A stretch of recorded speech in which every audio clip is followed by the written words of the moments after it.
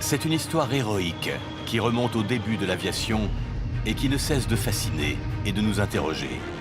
L'histoire de ces incroyables bateaux volants ou avions flottants, les hydravions. C'est vrai que c'est un mauvais bateau, un mauvais avion, mais c'est le seul qui est capable de faire les deux. Leur épopée a presque commencé par hasard, dans les coulisses des débuts de l'aviation terrestre. Celui qui a inventé l'hydravion, qui a été connu du monde entier, c'est Fabre. Il s'est mis le cul dans son avion. Pour la première fois, c'était son baptême de l'air, il a fait décoller. Des hommes audacieux et ingénieux ont pris tous les risques pour améliorer la fiabilité de ces appareils. Défis techniques et des mesures n'ont d'ailleurs pas toujours fait bon ménage. Au cours des années 30, ces magnifiques paquebots allaient enfin connaître leur âge d'or. On pensait que la Seconde Guerre mondiale allait sonner le glas des hydravions.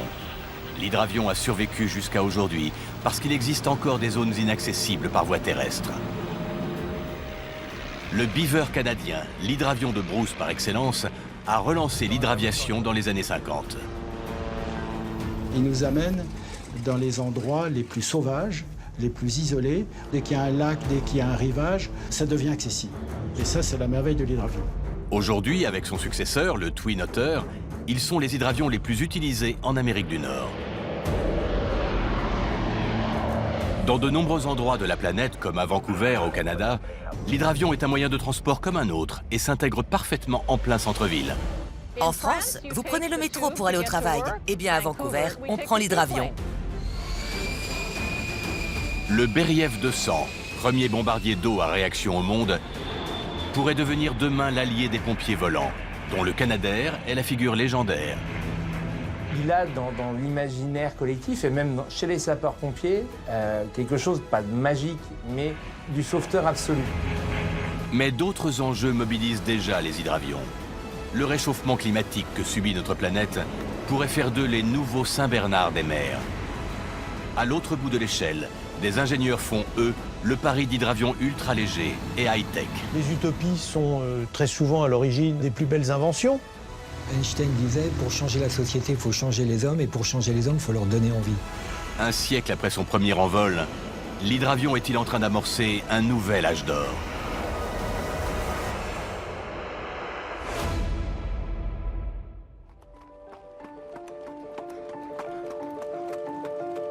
L'épopée de l'hydraviation a commencé en même temps que les débuts de l'aviation. Dès 1903, les pionniers se servent des terrains militaires comme pistes d'envol, mais s'aperçoivent qu'ils sont limités en distance. Et s'écraser sur la terre ferme est souvent fatal. Les pionniers ont pensé très vite que les essais sur l'eau leur permettraient d'acquérir un peu plus de sécurité en cas de chute. Ce qui est concevable aux vitesses où ils volaient, ça leur laissait une chance de survie par rapport à une chute sur le sol. En juin 1905, le pionnier Gabriel Voisin, faute de moteur assez puissant pour espérer un décollage, fait tracter son planeur par un bateau. Sur la Seine, devant le regard incrédule des riverains, son appareil finit par s'arracher de l'eau et se stabilise quelques secondes à une vingtaine de mètres d'altitude. Ce vol de 150 mètres laissait espérer à Gabriel Voisin des lendemains qui chantent. Son appareil n'était pourtant pas un hydravion, mais encore un planeur. Dans les vrais pionniers, celui qui a inventé l'hydravion, qui a été connu du monde entier, c'est Fabre. Et Fabre, en 1910, il avait 27 ans, il s'est mis le cul dans son avion. Pour la première fois, c'était son baptême de l'air, il a fait décoller sur l'étang de Berre son hydravion. Un hydravion de son invention totalement originale. Un avion canard. Ça veut dire un avion canard, c'est quoi? C'est l'aile qui est derrière et la gouverne de profondeur qui est devant, contrairement à la plupart des avions. Et cette gouverne de profondeur, il l'a pilotée avec une canne à pêche à distance. Il avait 3 flotteurs en toile et c'est quand même étonnant qu'il ait pu décoller comme ça, gonfler, et ben ça a marché. Pour réaliser son exploit, Henri Fabre s'est équipé du moteur le plus performant de l'époque, un Gnome Oméga de 50 chevaux, qui génère une vitesse de plus de 50 km/h, permettant d'atteindre la vitesse de décollage minimale.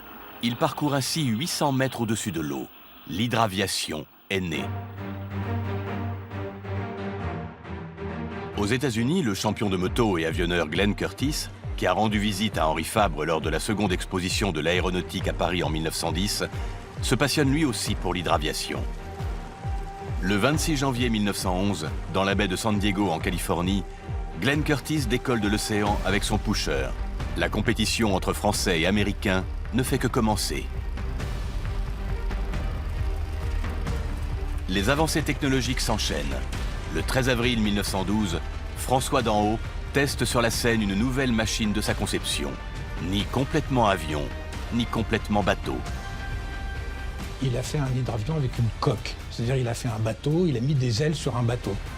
Les anglo-saxons appellent les hydravions des flying boats, des bateaux volants. Mais ces premiers essais n'ont pas abouti tout de suite parce qu'il n'avait pas inclus sous sa coque un redent. Le redent, sorte de marche d'escalier créée sous la coque, permet d'obtenir un appui dynamique sur l'eau, tout en facilitant le décollage de la coque à partir d'une certaine vitesse. Grâce à l'air qui s'introduit à cet endroit, le redent évite l'effet de succion de l'eau, de scotchage, qui intervient lorsque l'appareil est proche de sa vitesse de décollage. Le redent a été inventé par le charpentier de Curtis qui se plaignait justement du phénomène de collage sur l'eau. Et son charpentier lui a inventé une planchette qu'il a mis en dessous pour permettre le décollage.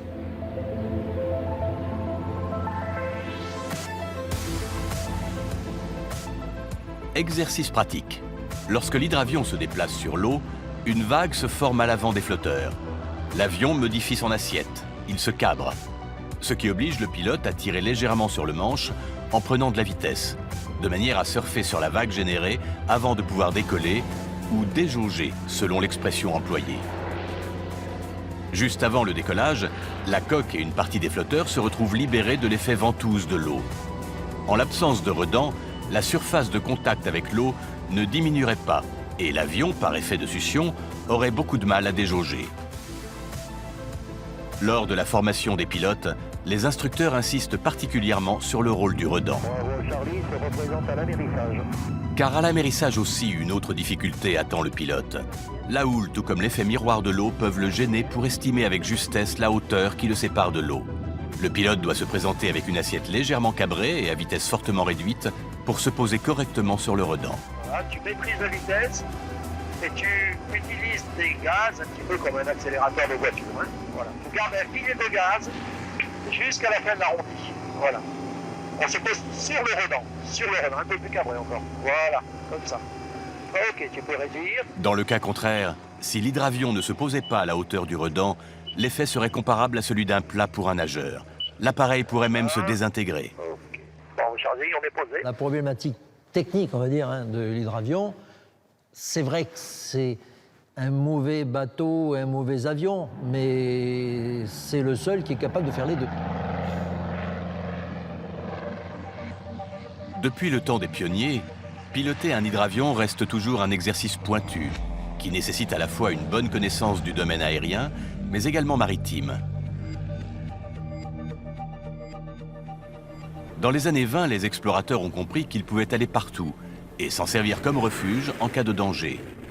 En 1925, l'explorateur norvégien Roald Amundsen relève le défi d'être le premier à survoler le pôle Nord avec un hydravion. Objectif atteint avec son dornier Doji, surnommé Wal, la baleine en allemand. Amundsen avait choisi cet hydravion allemand pour sa fiabilité et sa grande autonomie. Il lui devra même la vie. Emprisonné par les glaces pendant 3 semaines, il réussira finalement à s'arracher de la banquise grâce à la robustesse de son appareil. L'hydravion est un excellent véhicule d'exploration et le meilleur de tous parce qu'il nous amène dans les endroits les plus sauvages, les plus isolés. On n'a besoin d'aucune infrastructure au sol. On peut atteindre, dès qu'il y a un cours d'eau, dès qu'il y a un lac, dès qu'il y a un rivage, ça devient accessible. Et ça, c'est la merveille de l'hydravion. En Afrique et en Indonésie, c'est le couple d'aventuriers cinéastes Osa et Martin Johnson qui atteint la célébrité en effectuant avec 2 hydravions Sikorsky S-38 et S-39 les premiers grands safaris cinématographiques aériens de l'histoire. À Bornéo, ils survolent la jungle avec leur S-39 baptisé Spirit of Africa, capable d'accueillir 3 passagers. Son moteur Pratt & Whitney de 300 chevaux leur permet de voler à près de 200 km/h. Léger et rapide, leur hydravion leur sert à la fois de véhicule d'exploration, mais aussi de maison volante. Dans ces années 20, Européens et Américains cherchent à traverser l'Atlantique. Seul moyen pour tenter l'aventure, remplacer les roues par des flotteurs, pour pouvoir amérir en cas de problème technique. Mais défis techniques et des mesures conduisent encore très souvent à l'échec. Les pilotes italiens de l'extravagant Caproni vont l'expérimenter. Projeté pour pouvoir transporter 100 passagers, il se caractérise par sa configuration totalement hors norme, avec 9 ailes réparties en 3 groupes triplans et ses 8 moteurs Liberty de 400 chevaux. Il est censé voler à 130 km/h. Mais dès les essais de flottaison en janvier 1921, l'appareil s'avère instable. Le 4 mars, il décolle enfin, mais se désintègre dans les eaux du lac Majeur. Le rêve italien s'interrompt à jamais.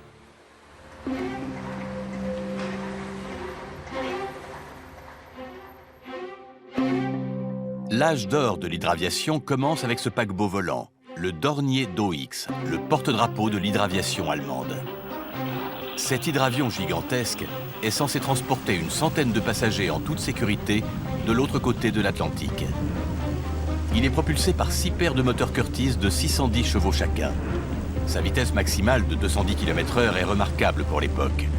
Mais le Dornier d'OX est tellement lourd, avec ses 52 tonnes de masse maximale au décollage, qu'il lui faut parfois effectuer plusieurs tentatives avant de réussir à s'arracher de l'eau.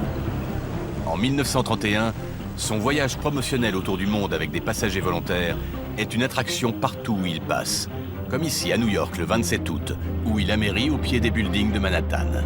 Mais le Dornier d'OX ne fera jamais de vol commercial, rejeté par la Lufthansa pour son manque de rentabilité potentielle. Les hydravions qui incarnent cet âge d'or, ce sont tous des appareils qui sont peu ou prou sous-motorisés. Il faut dire que les moteurs ne sont absolument pas adaptés à la masse et aux dimensions des appareils. Côté français, l'avionneur Pierre-Georges Latécoère, à l'origine avec l'aviateur Jean Mermoz de la première ligne aéropostale vers l'Amérique du Sud, veut lui aussi faire briller les couleurs de l'aéronautique française en transportant des passagers de l'autre côté de l'océan. En 1935, il se lance dans la course avec le Laté 521.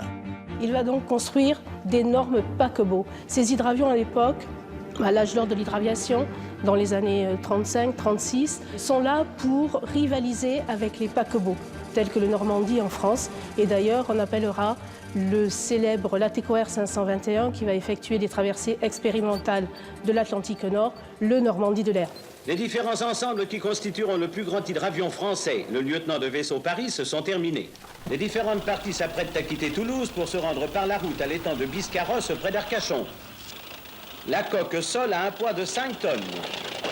Le rayon d'action du lieutenant de vaisseau Paris atteindra 5000 km à la vitesse moyenne de 260 km/h.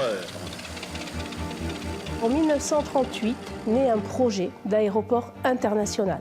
Là, c'est le Roissy français. Pour accueillir dans le plus grand confort les passagers venant par train depuis Paris, on imagine même la création d'un hôtel de luxe, mais aussi un casino, un terrain de golf, autant d'activités bienvenues pour faire agréablement patienter les passagers en cas de mauvais temps. Mais ce projet d'avant-garde ne verra jamais le jour. Et l'unique exemplaire du Laté 521, lui, n'aura jamais la possibilité de transporter des passagers. En 1939, la Seconde Guerre mondiale est déclarée. De leur côté, les États-Unis, qui ne sont pas encore en guerre, cherchent à développer des hydravions de grande dimension, assurant des vols sur de longues distances et qui soient rentables. Peu de temps après sa création, en 1927, la compagnie Pan American Airways investit massivement dans la gamme des Clipper, seuls avions civils américains capables de réaliser des vols intercontinentaux à l'époque. En novembre 1935, leur China Clipper ouvre la ligne Pacifique San Francisco-Manille. La Pan Am a une vision économique nouvelle. Sur chaque île qui sert d'escale à ses hydravions, elle fait construire ses propres hôtels de luxe. Ils deviennent les premiers centres de vacances pour touristes. La Pan Am répand l'American Way of Life un peu partout sur la planète. Pour remplacer son China Clipper, la Pan Am choisira le Boeing 314, le nec plus ultra de l'hydraviation. Surnommé l'American Clipper, il ouvre en juin 1939 la première ligne transatlantique New York-Southampton. De construction entièrement métallique, le Boeing 314 est un quadrimoteur à aile haute, d'une puissance totale de 6400 chevaux. Ses imposantes nageoires, de part et d'autre de la coque, lui permettent d'éviter le recours aux flotteurs, ce qui facilite les manœuvres d'embarquement et de débarquement. Ce nouveau géant des mers volant, capable de transporter 68 personnes à 340 km/h dans la plus grande sécurité, était réservé à une clientèle très fortunée. Mais cette première route transatlantique sera abandonnée par la Pan Am 6 mois plus tard, en octobre 1939, à cause du déclenchement de la Deuxième Guerre mondiale.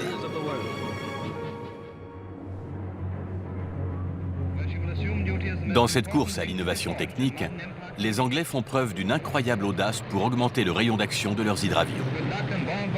Ils installent un hydravion à flotteur, le Mercury S-20, sur le dos d'un hydravion à coque, le Short S-21 Maya. L'hydravion porteur ne peut franchir de longues distances à pleine charge. Une fois qu'il atteint sa réserve de carburant et s'apprête à rallier son escale, le S-20 Mercury lance ses moteurs, se sépare du S-21 et finit le parcours, acheminant courrier et fret à destination sans perte de temps. La Seconde Guerre mondiale a accéléré les progrès technologiques. Les moteurs développés par les anglo-saxons deviennent extrêmement performants. Les compagnies misent sur les nouveaux-nés de l'industrie, le Douglas DC-3 et le Lockheed Constellation, qui vont révolutionner le transport passager. En parallèle, un peu partout sur la planète, la guerre a favorisé la construction de pistes d'aviation. Les lignes régulières transocéaniques peuvent maintenant se multiplier en toute sécurité. Les jours de l'hydraviation sont alors comptés. Pourtant, la France veut encore y croire. De Biscarrosse, l'hydravion Latécoère 631, orgueil de l'aviation française, décolle en direction de Dakar. En 1945, la France sort exsangue de la guerre, mais veut reprendre son rang aéronautique. Le Laté 631 en sera son porte-étendard et une vitrine du luxe à la française. La voici née. Demain, elle sera grande. On avait une faiblesse, c'est qu'on n'avait pas les moteurs comme les Américains. C'était les moteurs de 900 chevaux, 9 x 6, 54, 5400 chevaux. Les Américains, ils étaient déjà à 10-15 000. Donc ils faisaient plus gros, plus vite, plus loin. Et l'ATCOR, en revanche, a choisi le commercial de luxe. 44 couchettes au décollage pour la Martinique, ça faisait quand même facilement 15-16 heures de vol, donc il fallait tenir avec un bruit qui n'était pas simple. Et puis une complexité. Une complexité, du coup, ça tombait en panne. On pouvait marcher dans l'aile, c'était tellement épais que les mécaniciens allaient remettre de l'huile dans les moteurs en vol. Comme un baroud d'honneur dès l'été 1947, à raison de 2 rotations par mois, les Laté 631 de Pierre-Georges Latécoère emportent dans le plus grand confort leurs passagers vers les Antilles via la Mauritanie. Mais une série d'accidents met fin à leurs activités de transport de passagers en août 1948 et sonne le glas de cet âge d'or de l'hydraviation.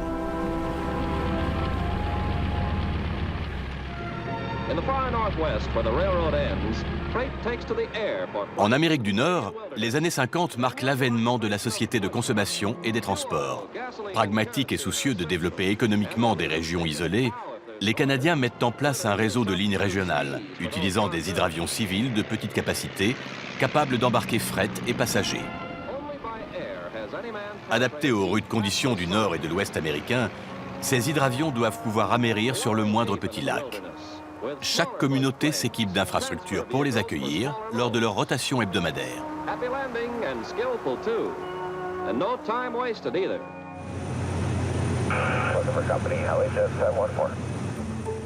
Express 5215, tower traffic over the Lions Gate outbound Beaver climbing to 1000. Pari réussi.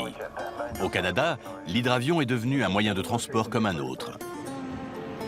Ici, à Vancouver, sur la côte pacifique, on amérit et décolle en plein centre-ville, au beau milieu des bateaux, et cela ne pose aucun problème ni aux usagers, ni aux autorités. Ce trafic intense et délicat doit être régulé. Depuis leur tour de contrôle installé sur le toit d'un immeuble en plein centre-ville, ils sont 4 à se relayer quotidiennement pour assurer la sécurité des 60 000 mouvements et 25 000 survols de la zone aéroportuaire de Vancouver. Une mission qui exige une attention particulière, liée au caractère éphémère des pistes d'envol et d'atterrissage. De mon point de vue, c'est un environnement difficile, car l'eau est toujours en mouvement. Ce n'est pas comme une piste d'atterrissage protégée et sèche. Le plan d'eau est changeant. Il peut y avoir des bouts de bois, des animaux, parfois même des baleines. Il y a également la circulation des bateaux qui rend l'amérissage difficile. Les bateaux créent des vagues et des sillages. C'est un véritable défi pour les pilotes d'amérir ici. Pour assurer ses 200 vols quotidiens, Harbour Air, la plus importante compagnie d'hydravions du Canada, utilise 3 types d'appareils. Des Beaver, Single Otter et Twin Otter, transportant entre 6 et 19 passagers, essentiellement pour une clientèle d'affaires pressée. Mon patron dit souvent « Le temps, c'est de l'argent, Lana. Faites votre travail rapidement et efficacement. » En France, vous prenez le métro pour aller au travail. Eh bien, à Vancouver, on prend l'hydravion.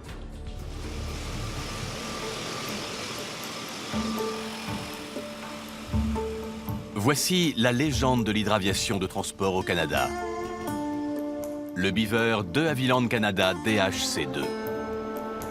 Sorti des usines de Havilland en 1947, il a été créé pour transporter en forêt bûcherons et trappeurs. Les bushmen, on les appelle, ils emmènent leurs enfants à l'école avec leur beaver. Si vous prenez un Inuit ou un Esquimau, il met ses cannes à pêche dans les flotteurs et en avant nous autres. Conçu pour la brousse canadienne, le Beaver devait être à la fois solide et pratique. Entièrement en alliage d'aluminium, sa cabine lui permet d'emporter 7 passagers ou 900 kg de fret. Robuste et interchangeable très rapidement, son train d'atterrissage polyvalent lui permet de se poser n'importe où. Le Beaver est aussi à l'aise sur flotteur que sur ski. Il sera utilisé comme l'hydravion à tout faire, le cheval de trait volant. 70 ans après, un tiers des 1657 exemplaires construits volent encore au Canada et aux États-Unis. C'est grâce à ce Beaver que cet homme, Bill Baines, après une semaine de travail, s'apprête à rentrer chez lui à Gambie Island, une île à 60 km au nord de Vancouver. Pour pouvoir continuer d'être exploité, le Beaver a dû subir un lifting complet dans les années 80. Son moteur à piston d'origine à 9 cylindres en étoile n'était plus produit, et trouver des pièces de rechange devenait difficile. Remotorisé avec un turbopropulseur Pratt & Whitney, 3 fois plus léger, il est alimenté en kérosène, carburant aéronautique que l'on trouve partout. Sa puissance est ainsi passée de 450 à 600 chevaux, ce qui lui permet d'atteindre une vitesse maximale de 290 km/h.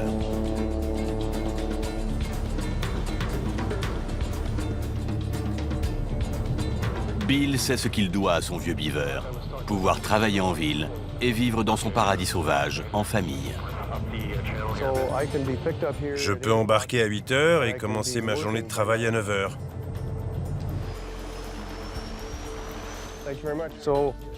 Donc, au lieu d'1 jour et demi de voyage, c'est 1h10 de transport et beaucoup plus de temps consacré au travail lui-même. Mais les jours du Beaver sont désormais comptés. Les derniers survivants seront bientôt tous remplacés par les Single et Twin Otter.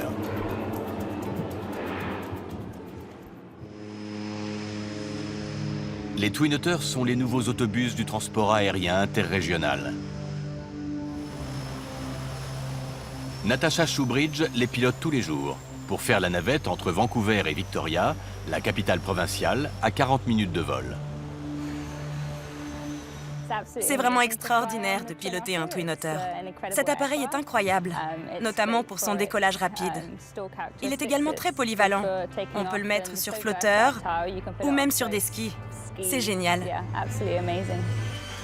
Le Twin Otter est un avion ADAC, un avion à décollage et atterrissage court.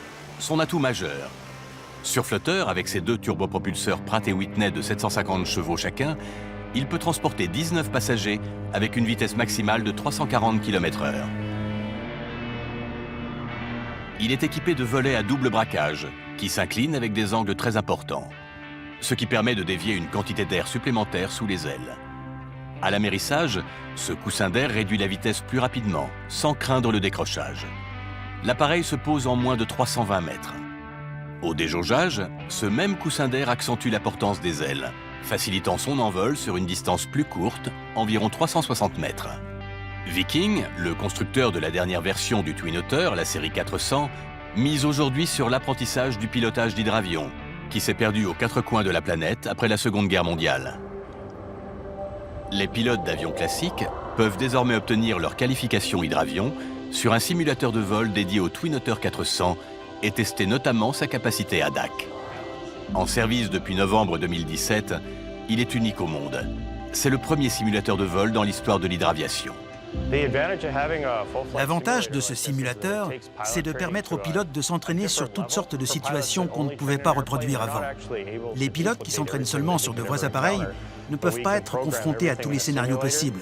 Alors qu'ici, on peut programmer toutes les conditions de vol, les cas d'urgence, des avaries de moteur, des pannes de commande ou d'hélice. C'est également beaucoup moins risqué d'apprendre à gérer ces problèmes ici que de le faire en vrai. Ça rend les pilotes vraiment plus expérimentés et ça renforce la sécurité.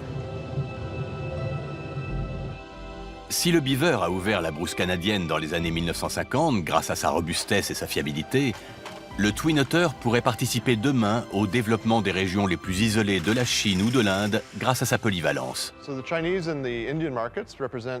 Les marchés chinois et indiens sont cruciaux en raison de la densité de la population et d'une volonté gouvernementale de créer des liaisons régionales afin de permettre aux populations les moins desservies, dans les régions les plus reculées, de profiter du développement économique de leur pays. Le développement de l'hydraviation interrégionale pourrait être bénéfique à plus d'un titre.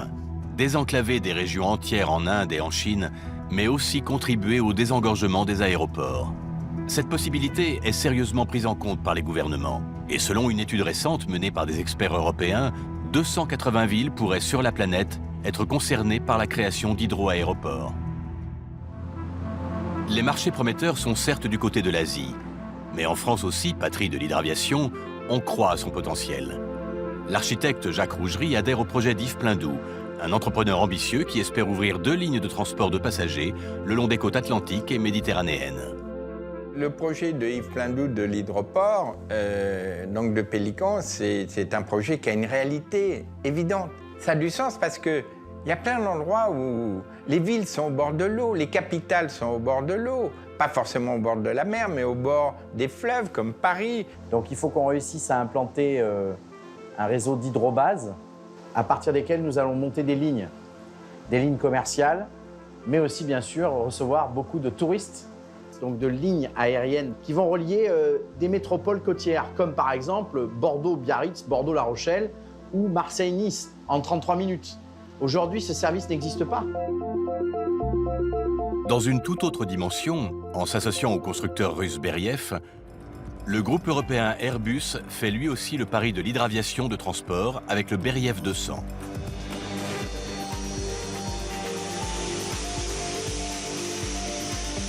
Premier hydravion amphibie à réaction au monde, le Beriev 200 est avant tout un bombardier d'eau, mais il peut également transporter 72 passagers. Et pour faciliter leur débarquement, ces ingénieurs imaginent eux aussi des solutions innovantes. On va utiliser ce qu'on appelle des pontons gonflables, des pontons Zodiac, qui sont donc dans un projet qu'on appelle le projet Seaplane, totalement donc adapté au débarquement de passagers sur des structures, disons, flexibles. Et vous allez avoir donc un Beriev 200 qui va se garer, amarré donc sur un ponton, et vous allez donc embarquer comme vous le faites aujourd'hui par rapport à une passerelle. Une opération parfois délicate, qui amusait déjà les starlets attendus avec impatience par leurs fans au Festival de Cannes en 1946. Un débarquement haut en couleur, sous le regard goguenard des pêcheurs du coin, tous volontaires pour accompagner ces dames jusqu'à la plage du Carlton.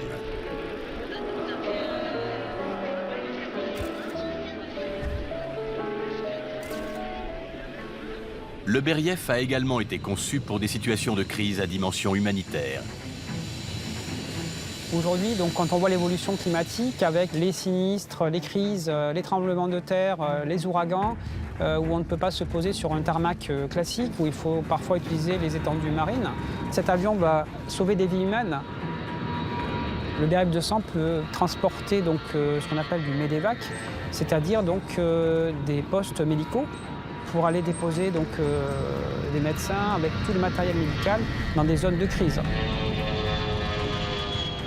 Le réchauffement climatique que subit notre planète entraîne une hausse du niveau des mers, qui se situerait entre 30 cm et 1 mètre d'ici la fin du XXIe siècle, touchant 1 habitant sur 10 dans le monde, soit 700 millions de personnes. Sans être forcément sous l'eau, des villes et villages côtiers seront beaucoup plus vulnérables aux inondations et aux vagues de submersion. Si les constructeurs du Beriev 200 mettent en avant comme argument commercial la polyvalence de leur appareil, sa mission première est avant tout la lutte contre les incendies de forêt.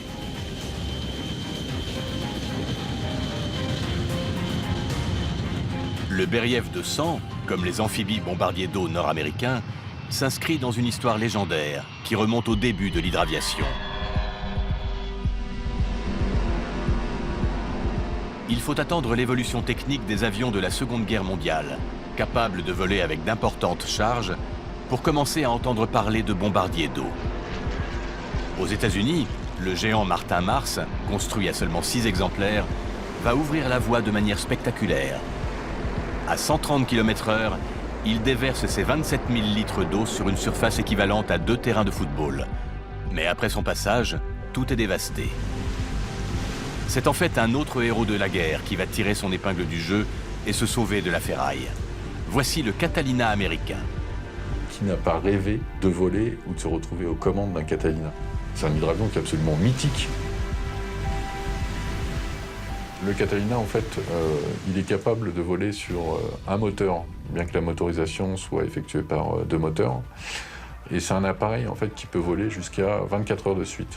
C'est-à-dire qu'en Australie, il y a eu des équipages qui ont eu un brevet qu'on appelait le brevet des 2 levées de soleil. C'est-à-dire qu'ils avaient assisté à 2 levées de soleil dans le même appareil au cours d'une patrouille. Patrouilleur et chasseur de sous-marins, le Catalina peut emporter jusqu'à 2 tonnes de bombes ou grenades sous-marines. Il s'est illustré en repérant le cuirassé allemand Bismarck en 1941 et la flotte japonaise à Midway en 1942. Le Catalina va connaître une seconde jeunesse dans les années 60, en devenant soldat du feu, notamment en France. Ça a été vraiment le premier avion, on va dire, je ne vais pas dire de série, mais c'est presque le terme utilisé sur le feu de forêt. Le Catalina permettait d'accéder dans des massifs très compliqués. Pour la première fois dans l'histoire de l'humanité, l'homme, grâce à l'apport aérien, commence à pouvoir combattre les feux de forêt convenablement et avec des résultats. Devant ce succès, l'avionneur québécois Canadair imagine avec l'aide des pilotes américains et français un appareil moderne capable de remplacer les Catalina vieillissants. Ainsi naîtra en 1967 le Canadair. Le Canadair est un avion historique pour, on va dire, même les sapeurs-pompiers. C'est-à-dire que cet avion jaune et rouge, il a dans l'imaginaire collectif et même chez les sapeurs-pompiers quelque chose, pas de magique, mais du sauveteur absolu. Autorisé au décollage, 31 droite et virage à gauche, dès que possible, Pélican, 42. Ok, on est parti. Pour avoir volé avec des équipages de Canadair, je peux vous dire que c'est sportif. Vous allez aller écoper en mer sur une mer qui n'est pas toujours très bonne ou des lacs avec des vagues. Et là, c'est pareil, vous allez être comme sur de la tôle ondulée pendant une bonne minute, le temps que l'eau rentre dans les soutes. Attention pour les écopes. Et les écopes sont sorties. Oh, ça remplit. Ça remplit. 40 000.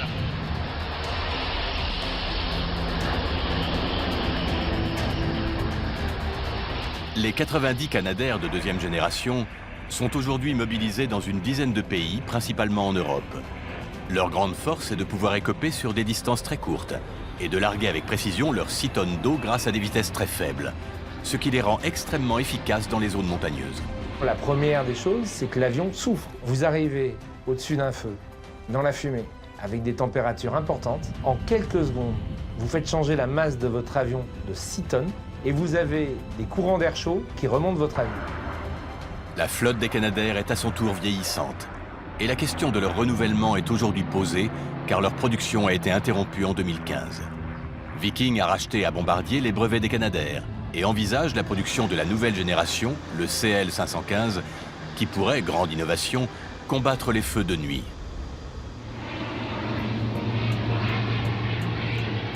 Face à lui, le Beriev 200 est en embuscade. Dans sa configuration bombardier d'eau, avec ses 12 tonnes d'eau écopées en moins de 12 secondes, il est aujourd'hui le seul hydravion amphibie capable de voler à 750 km/h grâce à ses moteurs à réaction. Son rôle, c'est d'arriver très rapidement sur le feu. Aujourd'hui, il faut savoir qu'il a un rayon d'action, il peut faire 3500 km en un seul jet. Le Beriev 200 n'est pas capable d'aller attaquer des feux dans les zones où le Canadair, qui est plus agile, peut aller attaquer. Donc il faut vraiment la combinaison de moyens différents, mais complémentaires. L'Europe envisage de mutualiser les moyens de combattre les incendies en créant demain une flotte d'intervention composée de bombardiers d'eau complémentaires, mobilisant les Beriev et les Canadair. En matière d'hydraviation de gros tonnage, l'air est donc clairement à la polyvalence. La polyvalence certes, mais pour des enjeux uniquement civils, ou plus encore militaires?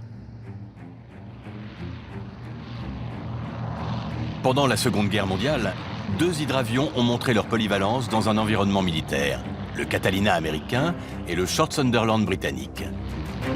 Ils ont été tous les deux utilisés comme patrouilleurs maritimes et chasseurs de sous-marins.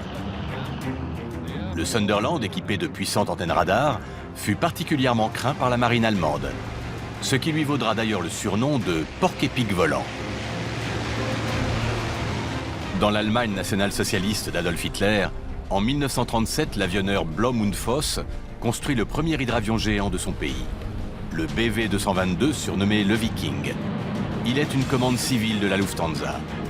Il devait rallier Berlin à New York en 20 heures avec 16 passagers.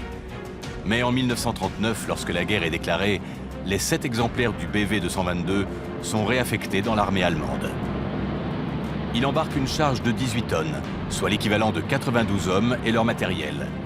Bien qu'équipé de 6 moteurs de 980 chevaux chacun, il lui manque de la puissance pour arracher de l'eau ces 50 tonnes. Pour lui permettre de décoller, la navigation fluviale devait être interdite sur plusieurs kilomètres. Cependant, comparé à ses homologues étrangers, il gagne en stabilité. Et grâce à une grande nouveauté technologique, ses flotteurs rétractables, il améliore son aérodynamisme. Le BV-222 ayant démontré son efficacité opérationnelle, le ministère de l'Aviation du Troisième Reich souhaite aller encore plus loin, en se dotant d'un hydravion colossal dans l'esprit du cuirassé Bismarck. Ce sera le Blom und Voss BV-238. En avril 1944, le prototype fait son vol d'essai. D'une envergure d'un peu plus de 60 mètres, il est le plus lourd et le plus grand avion jamais produit par les forces de l'Axe. Il peut embarquer 30 tonnes de charge utile, soit l'équivalent de 150 soldats et leur équipement, 2 fois plus que le BV-222. Il est conçu pour des missions de surveillance maritime. Mais en septembre 1944, des P-51 Mustang américains détruisent l'unique exemplaire du BV-238 caché sur le lac Schal au nord de Berlin. Les Alliés craignant qu'en pleine chute du Troisième Reich, Adolf Hitler et sa garde rapprochée ne s'enfuient grâce à lui. Cet épisode mettra fin définitivement à l'hydraviation militaire allemande.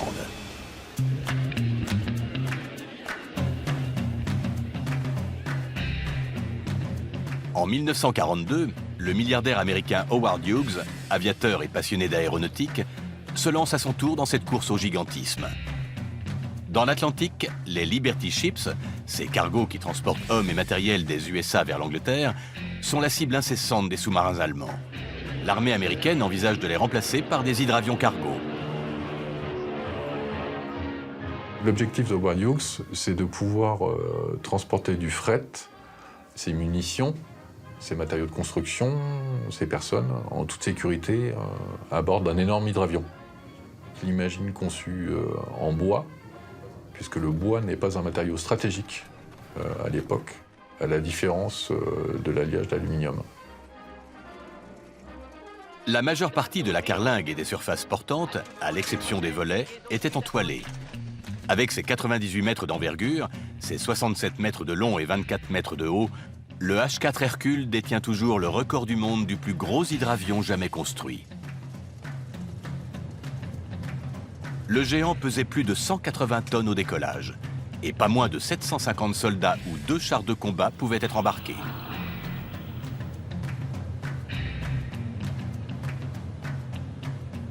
Terminé en 1947, le Spruce Goose, l'oie en sapin comme il était surnommé par ses détracteurs, ne vola qu'une seule fois, le 2 novembre de la même année, à Long Beach en Californie. Ce jour-là, Hughes est seul aux commandes.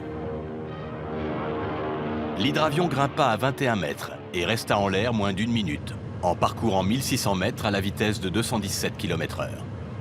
Selon certains avis, cet unique vol à faible hauteur n'aurait été possible que grâce à l'effet de sol, grâce au coussin d'air créé entre la surface de l'eau et le ventre de l'appareil.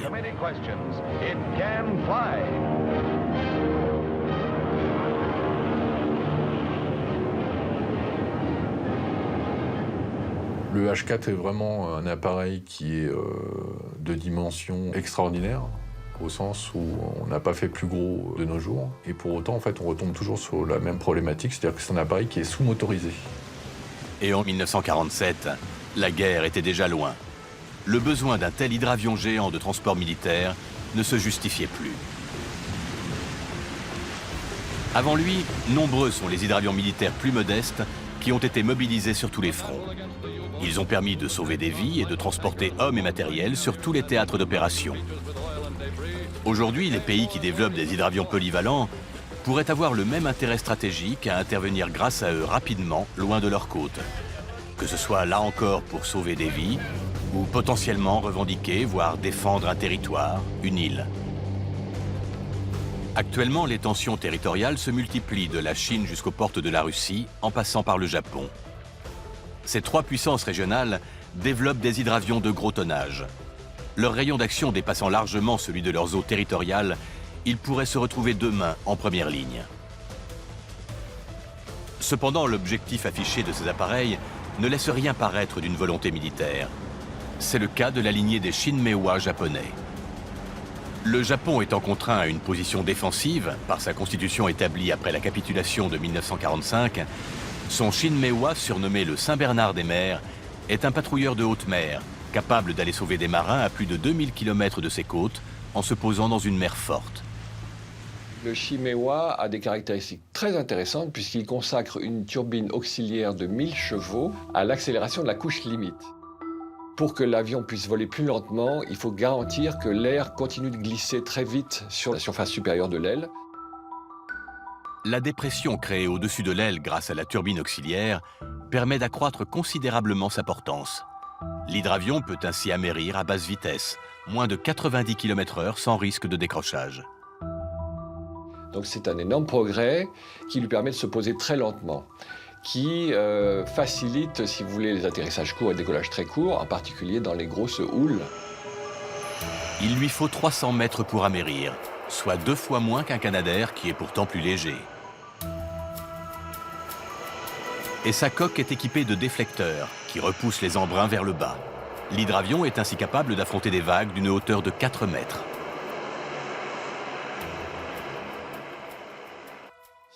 Voici le dernier né de la grande famille des hydravions polyvalents de gros tonnage. Il est chinois. Il a volé pour la première fois le 24 décembre 2017. L'AG-600, surnommé Kunlong, buffle d'eau, est le plus gros hydravion contemporain.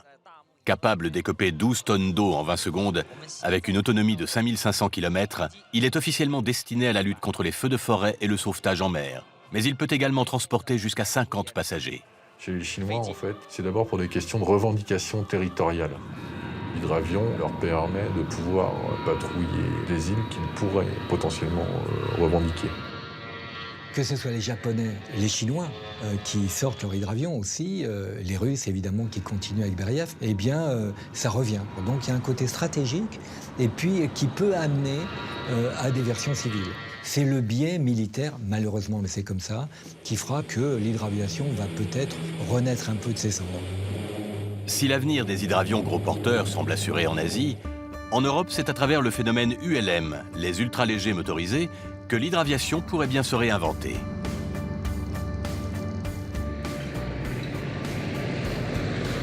À Biscarrosse, sur le lac qui a vu s'envoler pour la dernière fois en 1950 les Latécoères, le monde de l'hydraviation s'est donné rendez-vous pour un grand rassemblement international.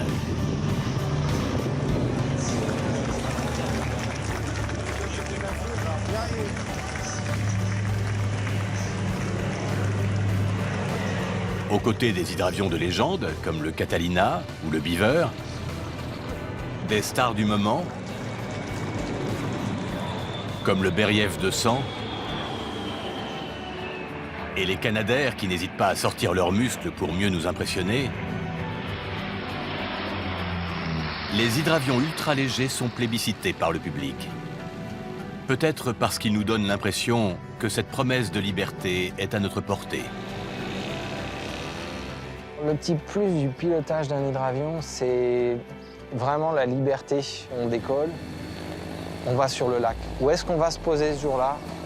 On ne sait pas trop. Comment va être la surface? on ne sait pas trop. Qu'est-ce qui nous attend, on ne sait pas trop. Et donc on y va.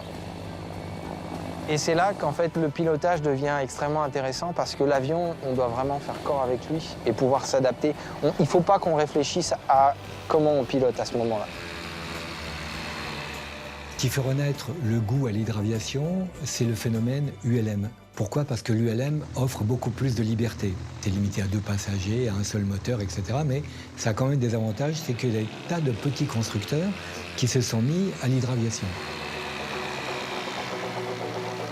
Et le monde de la construction amateur est un monde qui est très fertile, très intéressant, très inventif. De plus, les utopies sont très souvent à l'origine des plus belles inventions. Dans cet esprit, l'Akoya français se positionne sur le nouveau marché de l'hydraviation sportive. Il est développé en Savoie par l'entreprise Lisa Airplanes. L'Akoya est un biplace capable de voler à 250 km/h avec une autonomie de 2000 km. Ses ingénieurs travaillent également à une version Highbird, respectueuse de l'environnement, utilisant des énergies renouvelables. L'hydraviation moderne, des avions en carbone, qui offrent, comme l'Akoya, la possibilité d'être à la fois sur terre, sur l'eau, sur ski. C'est un luxe absolu, c'est un rêve absolu. Einstein disait, pour changer la société, il faut changer les hommes, et pour changer les hommes, il faut leur donner envie. La construction amateur peut être un moyen de développer ça, parce que vous faites plaisir sur un avion que vous connaissez bien.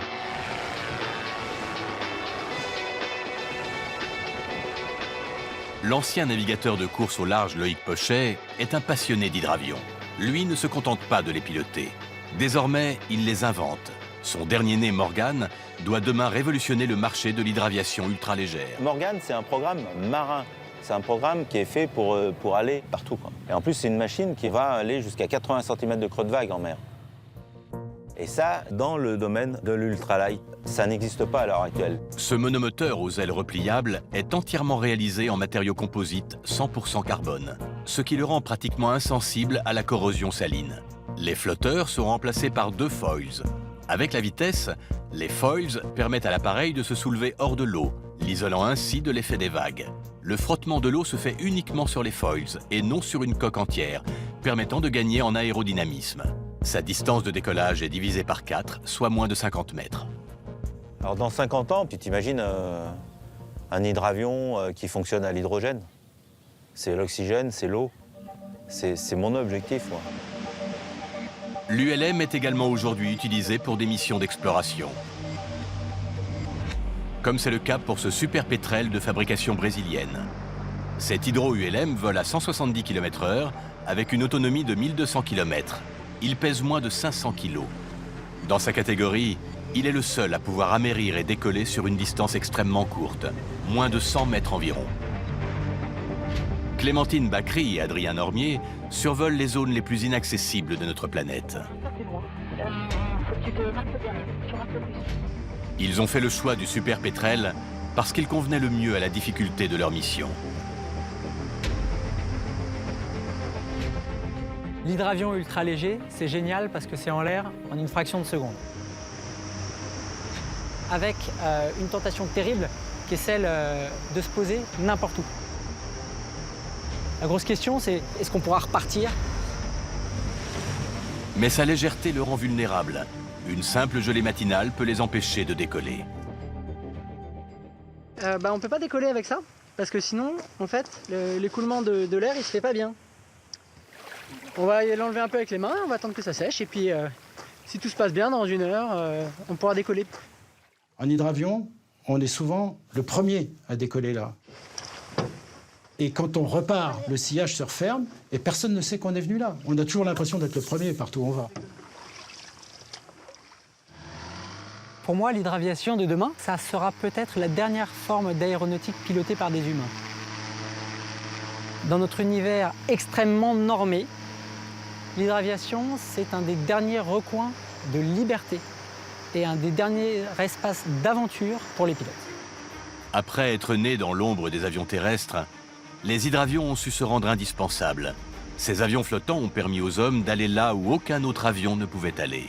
Bien avant les avions terrestres, ils ont ouvert dans les années 30 les premières lignes aériennes transocéaniques avec des paquebots volants très ambitieux, mais sous-motorisés.